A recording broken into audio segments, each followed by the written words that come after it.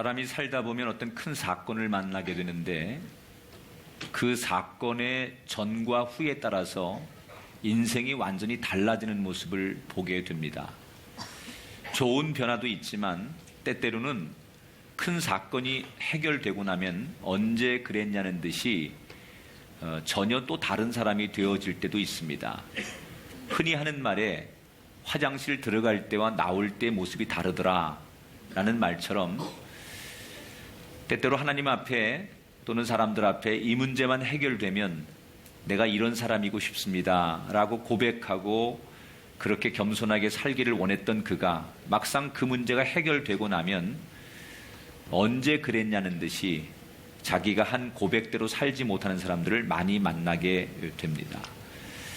오늘 열왕기하 20장에 히스기야 왕이 꼭 그런 삶을 우리에게 소개하고 있지 않나 생각이 됩니다. 히스기야 왕이 죽을 고비를 만납니다. 중병에 걸려서 생명의 어려움을 겪습니다. 그런데 그가 정말 하나님 앞에 통곡하고 전심으로 기도해서 하나님께서 그에게 생명을 연장시켜 주시죠. 그런데 중병에 걸렸을 때까지만 해도 그렇게 신실하고 의롭고 또 신앙적이었던 히스기야 왕이 오히려 문제가 해결되고 질병이 고침받고 생명이 연장되고 나서 그의 삶이 변질되기 시작하는 모습을 보게 됩니다.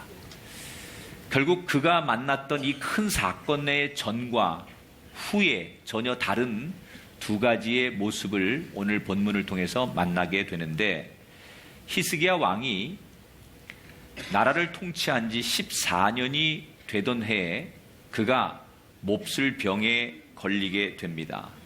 그리고 생사를 넘나들게 되지요.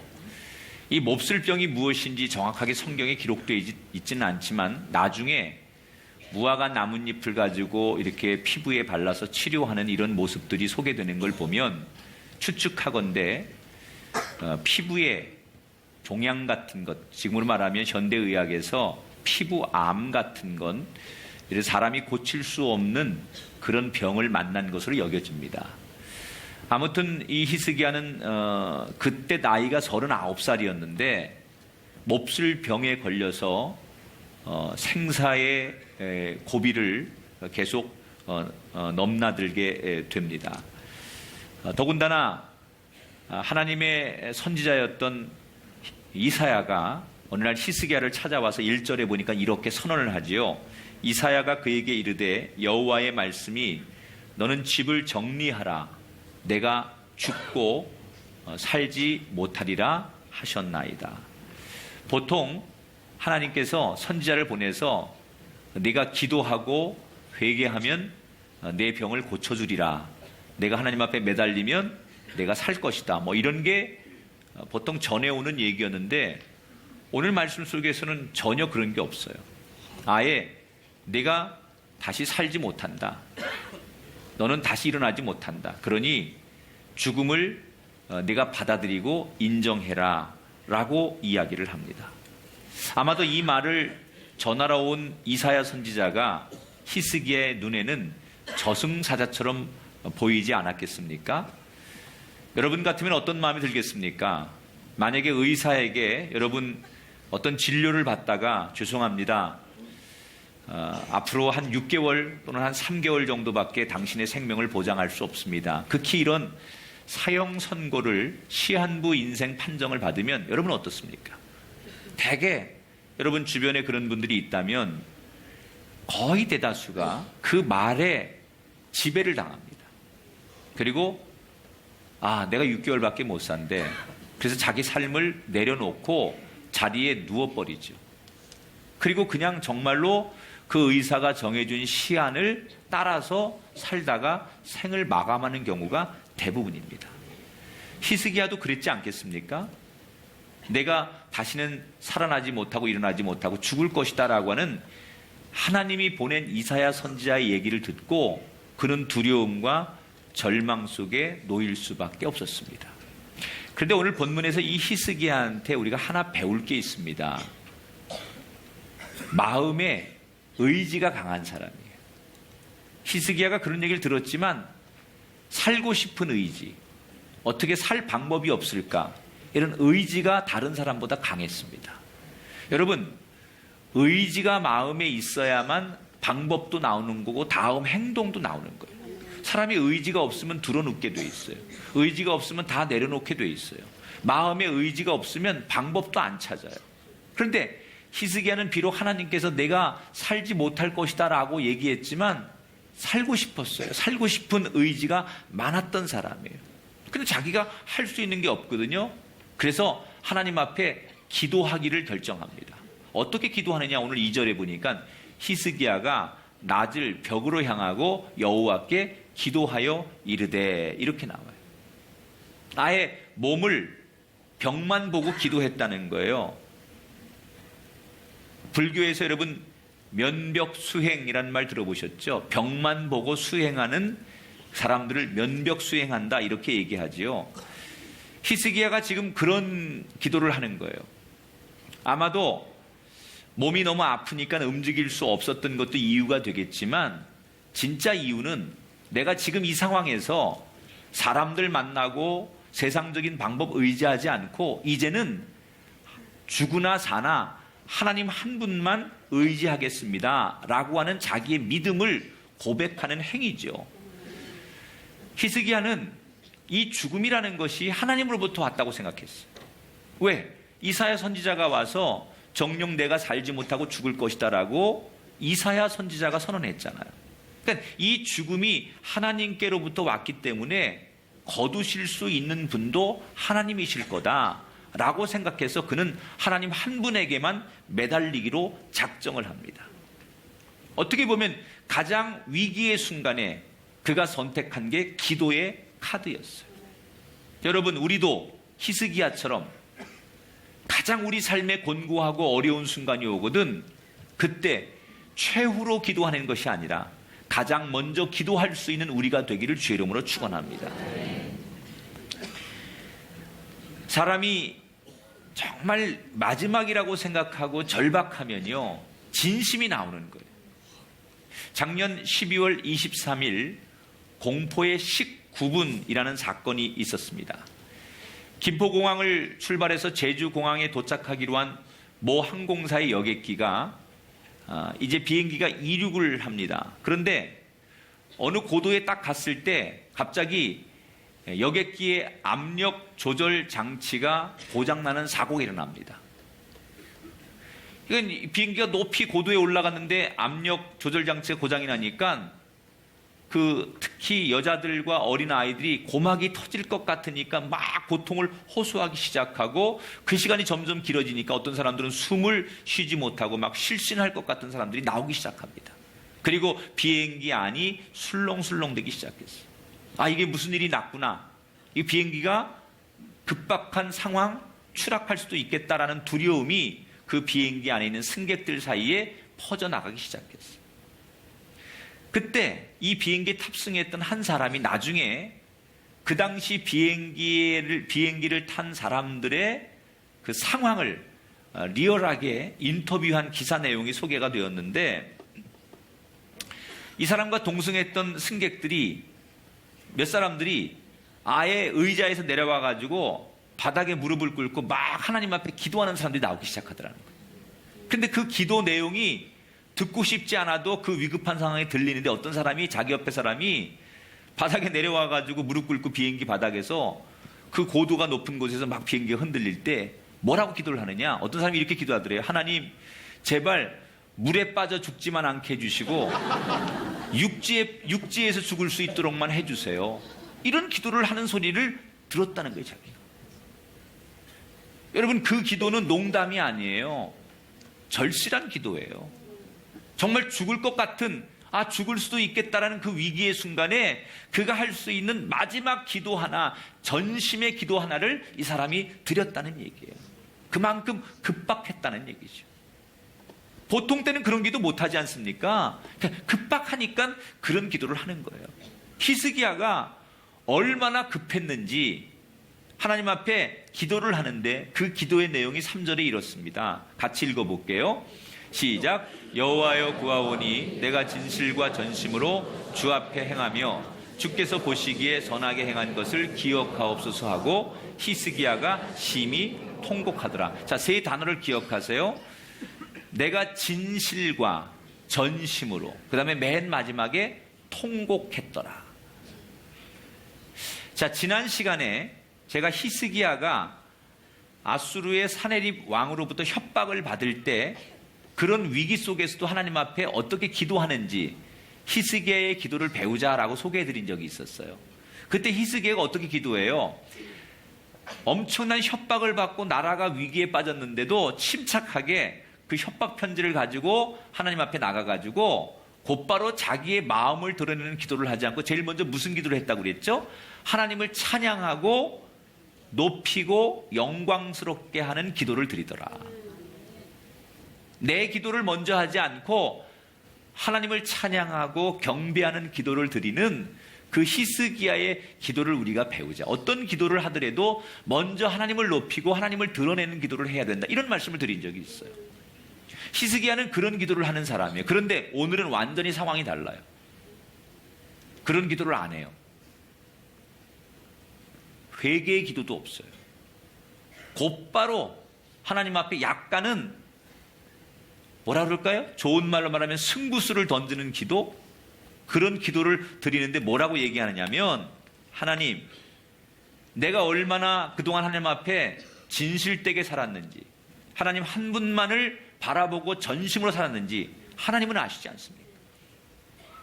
내가 어떠한 위협 속에도, 어떠한 위기 속에도, 어떠한 상황 속에도 나는 하나님을 버린 적이 없습니다. 내 마음이 언제나 하나님께로 향했습니다. 역대 어떤 왕들 하지 않았던, 나는 하나님을 두려워했고 하나님을 높이려고 애썼습니다. 그게 내 삶이었습니다. 그걸 누구보다도 하나님이 잘 아시지 않습니까?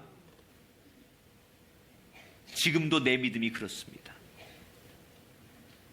하나님, 내 중심을 아시지 않습니까? 내가 어떻게 살아왔는지 아시지 않습니까? 나를 살려주십시오. 당당한 거예요. 자기가 할 수 있는 게 없어요, 지금. 그런데 마지막에 하나님 앞에 뭐라고 던지느냐? 나는 하나님 한 분만을 위해서 진심으로 전심으로 살아왔습니다. 그런 내 삶을 아시는 하나님, 내가 그렇게 산 것을 아신다면 나를 이대로 거두지 마시고 나의 생명을 연장시켜 주십시오. 내 질병을 고쳐 주십시오. 라고 하나님 앞에 요청하는 당당한 기도를 드리는 거예요. 근데 그 기도가 어떻게 기도를 해요? 통곡하면서. 하나님 아시잖아요. 내가 하나님 한 분만을 위해 사신 거 하나님 아시잖아요. 그리고 눈물로 기도했다 그랬어요.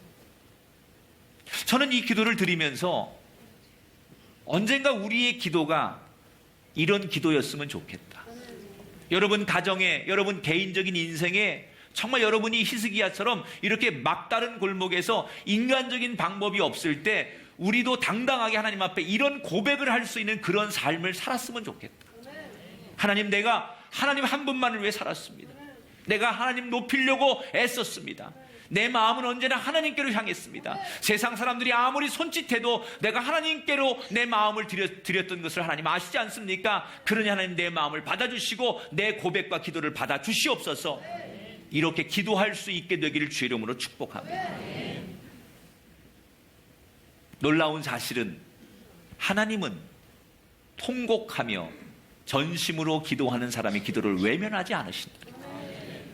하나님이 비록 히스기야의 생명을 거두기로 계획하시고 결정했을지라도 하나님의 그 계획을 움직이고 다시 계획을 철회하도록 하는 기도가 있더라는 거예요. 그게 바로 히스기야의 통곡의 기도였어요. 그렇게 전심으로 하나님 앞에 기도하는 히스기야의 기도를 하나님께서 들으셨습니다. 그리고 뭐라고 응답하시느냐? 5절 6절을 화면을 통해서 읽어봐요. 내가 내 기도를 들었고 내 눈물을 보았노라. 다시 한번 시작. 내가 내 기도를 들었고 내 눈물을 보았노라. 내가 너를 낫게 하리니 내가 3일 만에 여호와의 성전에 올라가겠고 내가 내 날에 15년을 더할 것이며 아수르 왕의 손에서 구원하고 내가 나를 위하고 또 내 종 다윗을 위함으로 이 성을 보호하리라 하셨다 하라 하셨더라. 원래 하나님의 계획은 히스기야의 생명을 건져 가시는 거였어요. 그런데 하나님이 계획을 바꾸셨어요. 왜? 그의 통렬한 기도가 있었기 때문에. 수일 내에 그의 병을 깨끗게 고쳐주시고 그를 다시 존귀한 왕의 자리에 복귀하도록 허락하셨어요. 자, 그런데 여기서 중요한 것, 히스기야는 지금 하나님 앞에 내 중심을 아시는 주님, 내 병을 고쳐주세요 라고만 기도했어요. 그런데 하나님께서는 그가 기도한 것 이외에도 응답을 하나 더 하시는 게 있었어요. 그게 뭐냐?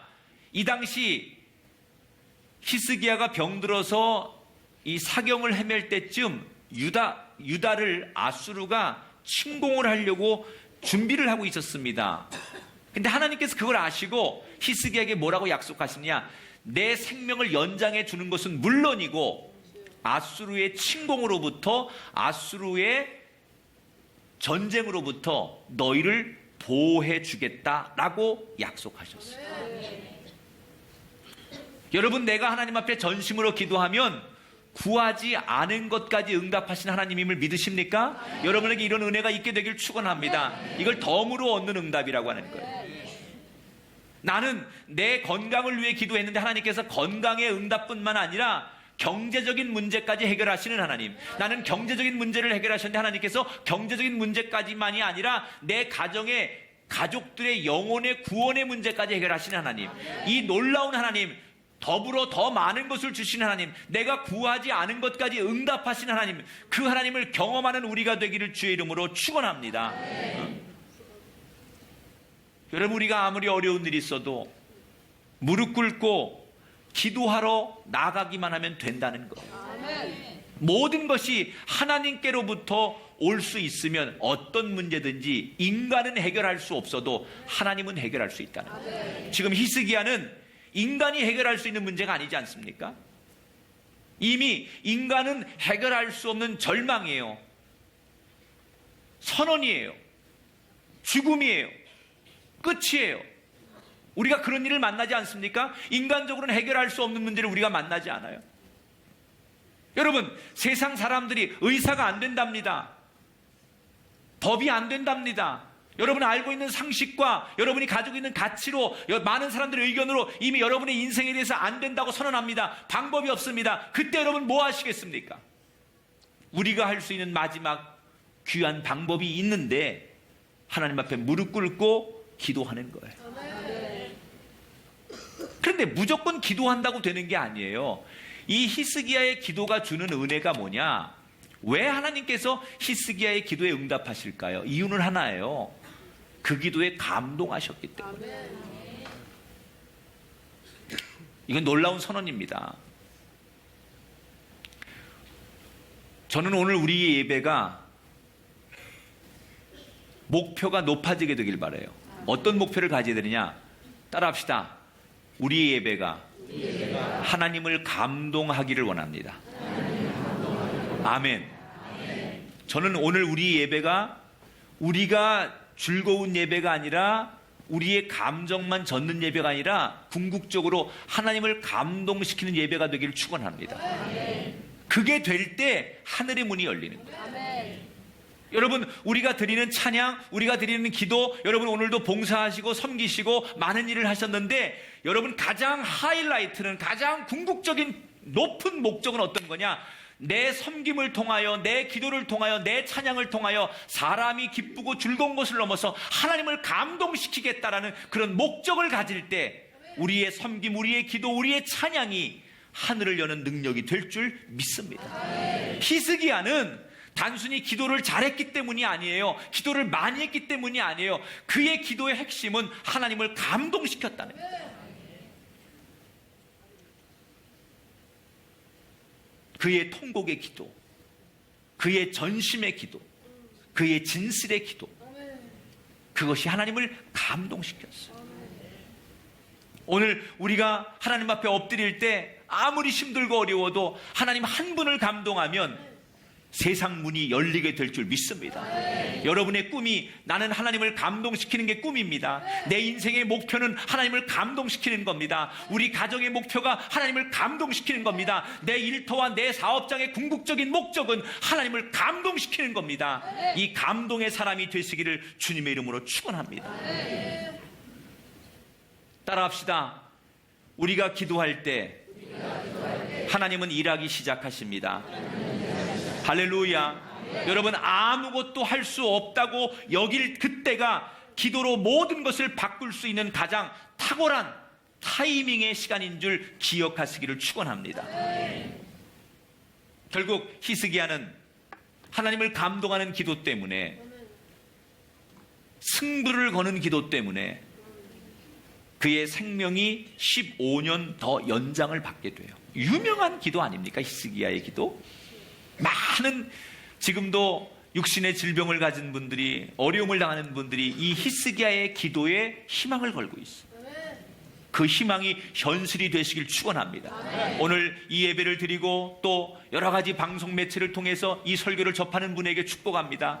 여러분, 히스기야의 축복이 여러분의 축복이 되고, 여러분의 가족의 축복이 되고, 여러분이 눈물 뿌려 기도하는 그 환자의 축복이 되시기를 주님의 이름으로 축원합니다. 그럼 왜 하나님 히스기야의 생명을 15년만 연장하셨을까? 하나님께서 히스기야의 생명을 데리고 가시려고 했던 이유는 히스기야가 문제가 있어서가 아니었어요.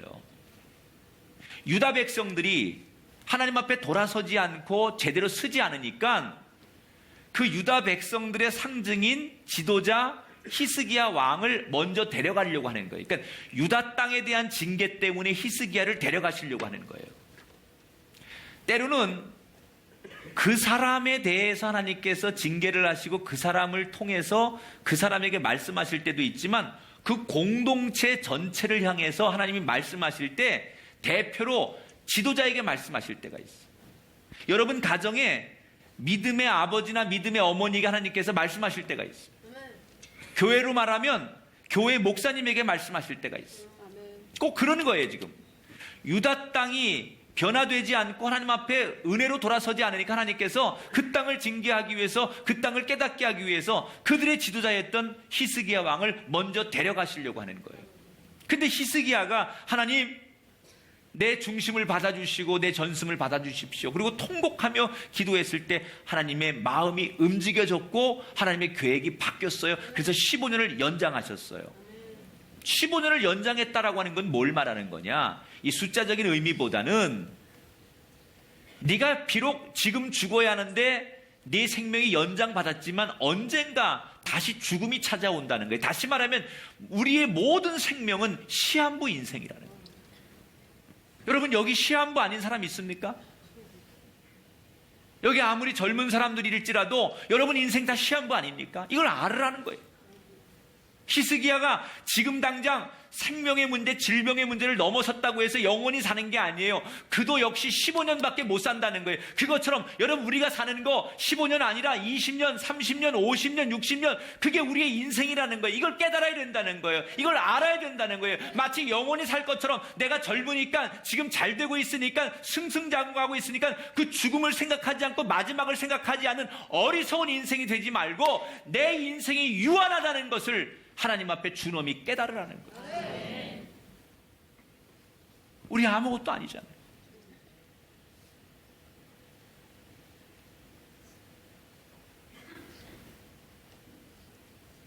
여러분, 죄송해요. 눈 깜짝할 사이 제 나이 52이 됐어요.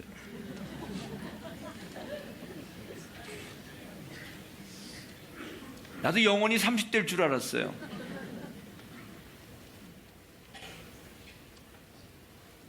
저보다 연세가 많으신 분들은 더 절절하시겠죠.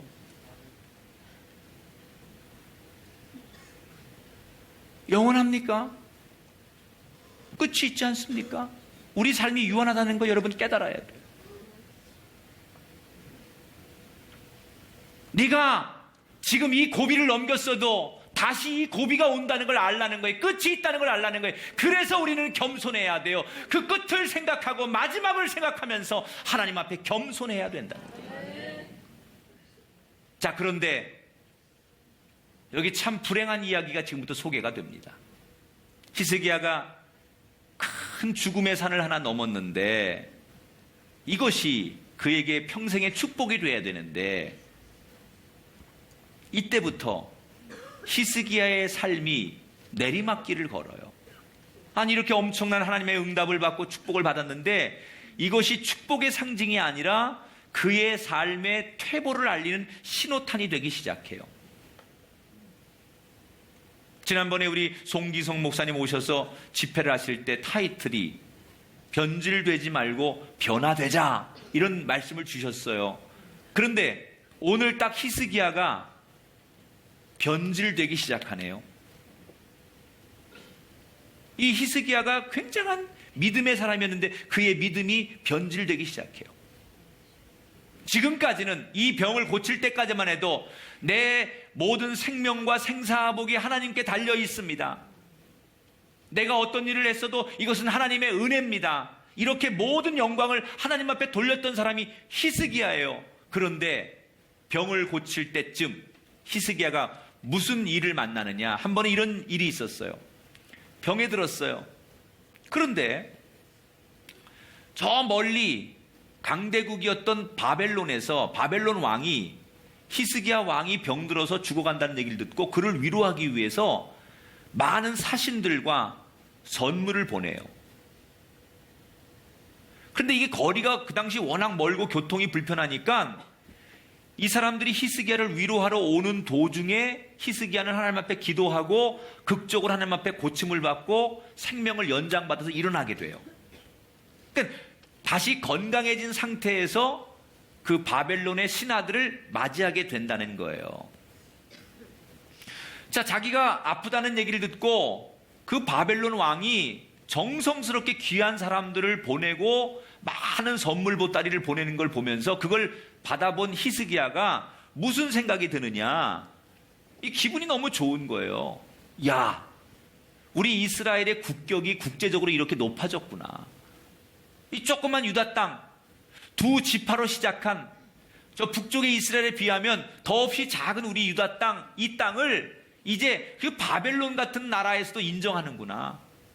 그래서 우리를 위해서 이렇게 많은 선물을 보내는 거에 대해서 너무 기분이 좋은 거예요. 그리고 또 한편으로는 이제 내 이름이 이렇게 세상 사람들에게 많이 알려져 있고 영향력이 있는 이름이구나, 이런 거에 대해서 고무되기 시작하는 거예요. 이게 기분 좋은 걸로 끝나면 되는데 여러분, 교만과 겸손은 종이 한 장 차이예요. 만약에 이런 거겠죠. 겸손이라는 것은 내가 병들었는데 바벨론 왕이 많은 선물과 신하들을 보냈어요. 하나님, 나 같은 사람을 위해서 이렇게 이런 것까지도 사용해 주시고 나 같은 사람, 이런 부족한 사람을 사랑받게 해주시니 감사. 이건 겸손이겠죠. 하나님의 은혜구나. 이것도 하나님의 은혜구나. 이건 겸손이에요. 그런데 너무 기분이 좋은 나머지, 야, 내가 나도 모르는 사이에 이렇게 유명해졌구나. 그리고 그 마음이 딱 들어오는 순간 그걸 우리는 교만이라고 하는 거예요. 우리가 알던 히스기야는 겸손한 사람 아니었습니까? 아수르가 쳐들어왔을 때도 자기를 모욕할 때도 침묵하고 그 편지를 들고 하나님 앞에 나가서 하나님 보시옵소서, 저들이 하나님을 능욕하는 얘기를 들어보시옵소서, 어떻게 하면 좋겠습니까? 그리고 하나님 앞에 매달리던 사람이 히스기야 아니었습니까? 지금 몸이 아팠을 때도, 죽는다는 얘기를 들었을 때도 하나님 한 분만을 향해 통곡하며 부르짖었던 겸손한 사람이 히스기야였습니다. 그런데 이제 바뀌었습니다.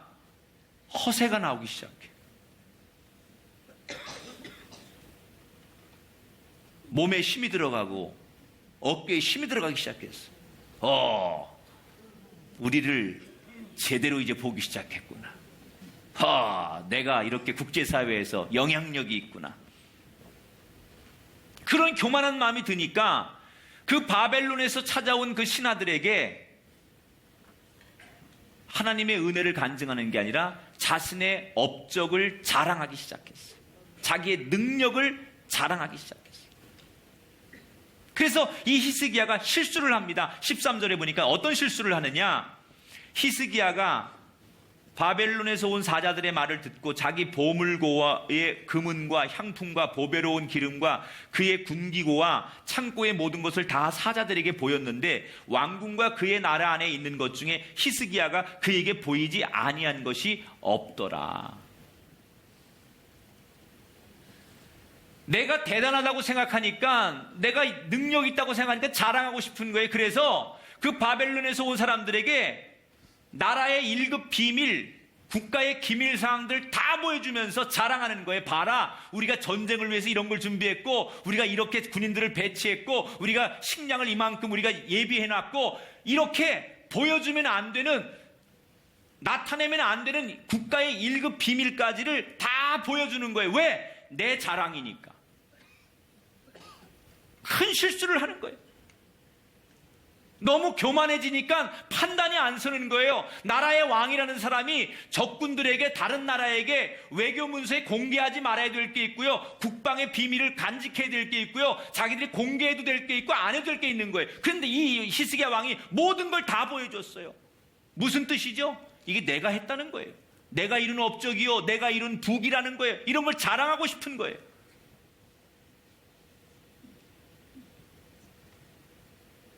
곧바로 14절 15절에 이사야가 이 사실을 알고 히스기야를 찾아갑니다. 그리고 묻습니다. 바벨론에서 온 사람들에게 무엇을 보여주었느냐? 이렇게 물어요. 그랬더니 히스기야가 자랑스럽게 다 보여줬습니다. 이렇게 대답해요. 여러분, 에덴 동산에서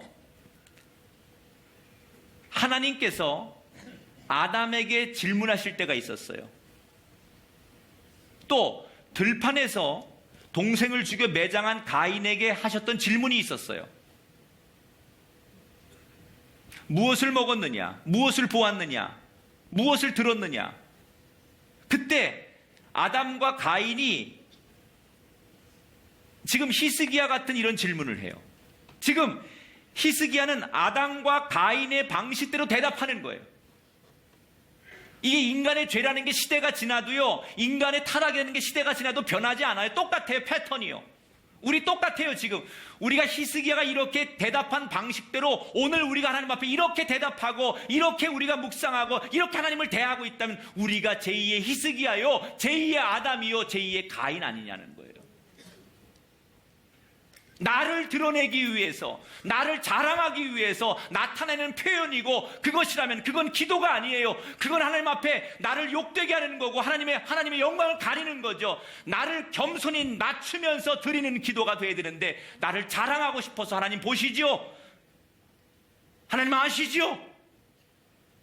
그 기도 속에, 그 통곡 속에 나를 드러내고 싶은 것이 있다면 그건 기도가 아니라 교만이라는 거예요. 여러분, 히스기야가 엄청난 축복을 받았어요. 그런데 지금까지 히스기야가 누리는 이 축복은 어디서 온 거냐? 역대하 32장 29절에 보면 딱 이렇게 소개해요. 히스기야의 복에 대해서. 이는 하나님이 그에게 재산을 심히 많이 주셨음이라. 엄밀히 말하면 이거 누가 주신 거예요? 하나님이 주신 거 아닙니까? 그런데 히스기야는 지금 뭘 착각해요? 내가 이룬 업적이라고 생각해요. 내가 잘해서 여기까지 온 거라고 생각해요. 그래서 자랑하고 싶은 거예요. 이게 착각이라는 거죠.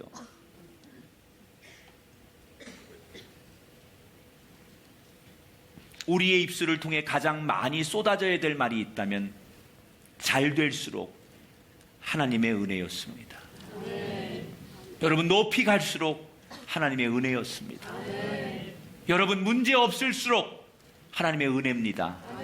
라고 고백할 수 있게 되기를 주의 이름으로 축원합니다. 교만함 때문에 히스기야는 변질되기 시작했어요. 그렇게 훌륭했던 왕, 성경에서는 다윗 왕과 비교할 만큼 훌륭했던 왕이라고 소개받았던 히스기야가 발전하는 게 아니라, 처음과 나중이 동일한 것이 아니라 그는 퇴보하고 변질되기 시작했어요. 이 변질이 그냥 개인의 변질로 끝나지 않아요. 그것이 재앙이 되는 거예요. 여러분, 내가 변질되면 나 때문에 많은 사람이 고통당합니다. 이거 아셔야 돼요. 나 하나로 끝나지 않아요. 내가 순수하지 못하고 변질되면 나로 인해서 너무 많은 사람들이 고통을 당한다는 거예요. 이 히스기야 한 사람의 변질 때문에, 그가 교만함 때문에 이사야가 하나님을 통해서, 하나님이 이사야를 통해서 어떻게 꾸짖는가 보세요. 17절 18절에 보니까 여호와의 말씀이 날이 이르니 왕궁의 모든 것과 왕의 조상들이 오늘까지 쌓아두었던 것이 바벨론으로 옮긴 바 되고 하나도 남지 아니할 것이요 또 왕의 몸에서 날 아들 중에서 사로잡혀 바벨론 왕궁의 환관이 되리라 하셨나이다. 아수르로부터 겨우 지켜낸 이 유다 땅이 결국 어디에다가 망해요, 여러분? 바벨론에 망해요. 지금까지 히스기야는, 유다는 아수르만 피하면 된다고 생각했어요. 그래서 아수르로부터 지켜지고 아수르로부터 보호하는 것이 하나님의 은혜라고 생각했어요. 다 됐다고 생각했어요. 그런데 오늘 이 교만함 때문에 결과는 어떻게 나오는 줄 알아요? 앞으로 100년 뒤에 유다 땅이 어떻게 돼요? 누구한테 망하는 줄 아십니까? 아수르한테 안 망하고 바벨론한테 망합니다. 세상 욕심, 보이는 것에 전부를 두게 되면 누구든지 변질돼요. 여러분, 에덴 동산의 타락도 눈에 보이는 대로 사니까 변질되는 거 아니에요? 형제 간의 갈등도 아버지가 저를 더 사랑하는 것 같으니까 눈에 보이는 대로 따라가니까 변질되는 거 아니에요? 눈에 보이는 것으로 가는 삶이 아니라 주시는 영감, 보이지 않지만 믿음으로 가는 삶, 그것이 변하지 않는 신앙인 줄 믿으시기 바랍니다. 여러분, 지금 주신 이 감동, 하나님이 허락하신 이 은혜 빼앗기지 않으려고 싸워서 이기는 귀한 분들 되시기를 주의 이름으로 축원합니다. 변질되지 마시고 발전하시는 아름다운 주의 백성들 되시기를 주님의 이름으로 축복합니다.